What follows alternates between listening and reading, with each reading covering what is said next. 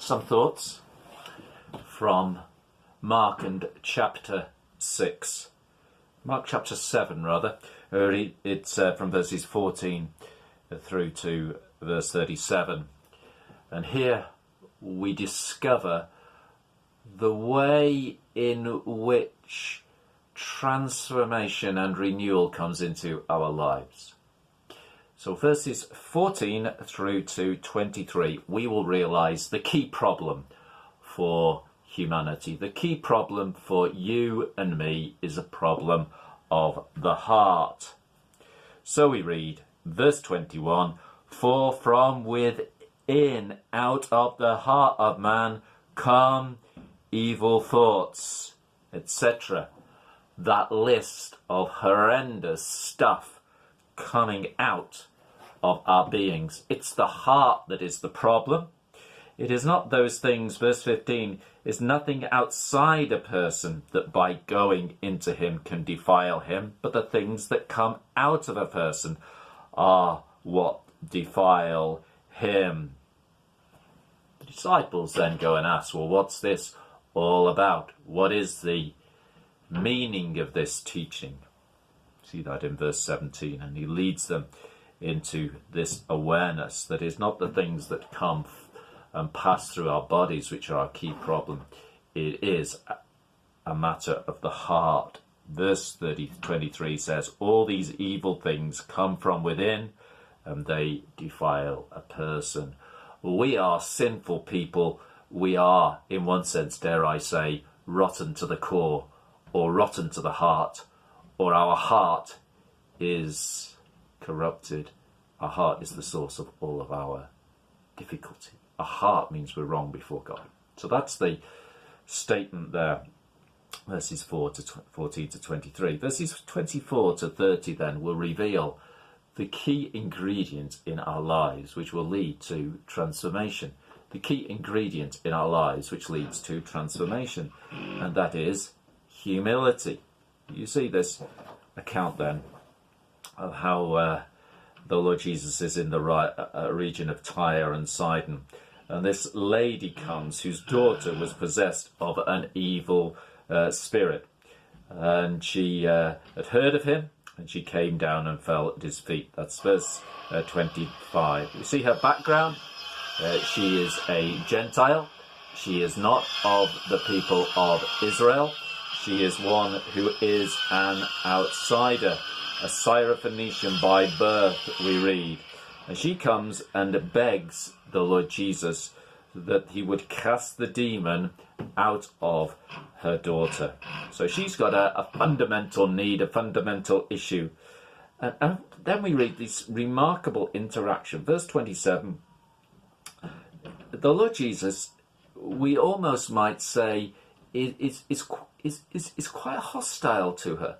Even that there is a way in which she could have been quite offended by this. He says, verse 27, he said to her, "Let the children first be fed first, for it is not right to take the children's bread and throw it to the dogs." The background here is the Jewish people refer to the Gentiles as dogs, and the Lord Jesus is bringing forth this image that it is for the Jews that he has come. His primary mission is for bringing the message, the salvation, the hope, the transformation to the Jews. And she could have been very offended here. She could have said, "You can't speak to me like that. You can't treat me as well, like I'm just one of the dogs."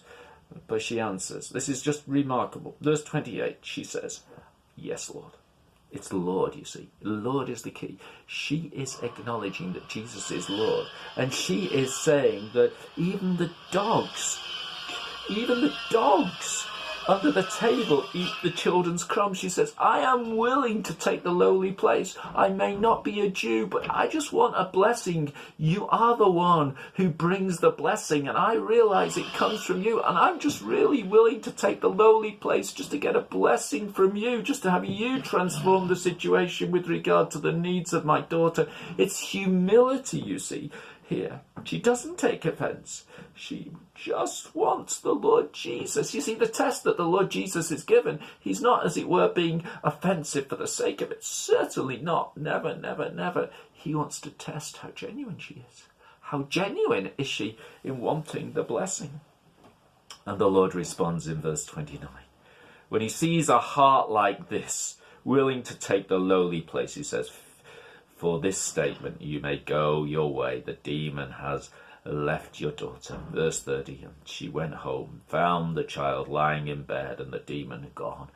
Oh, what an amazing turnaround this is, isn't it? What an amazing event. And the key of the transformation is humility. It is only when we take the lowly place and accept things as they are according to God's estimation that we will know transformation. Our hearts are desperately, desperately wicked. Transformation when we come and take the lowly place and realize it's only Jesus that can change it all. Realize that he is the Lord. Oh, to know him as Lord. So what do we conclude? Well, we might say a filling out of all this comes in verses 31 through to 37. And we might say, if it's we thought about the heart and then the humility, now we see about how this all happens. How does this all happen? Is it an automatic thing that this happens in such a way that you can get transformation? And verses 31 to 37 will tell us that the transformation comes by God. It's God working to bring these things about. We might say you don't get Syrophoenician women coming to conclusions like this woman does every day of the week. It's God is working to bring forth such a change. You see, look at it. Here's a desperately bad situation. A man in verse 32 is deaf, has got a speech impediment, and he comes to the Lord Jesus. He comes to the Lord Jesus.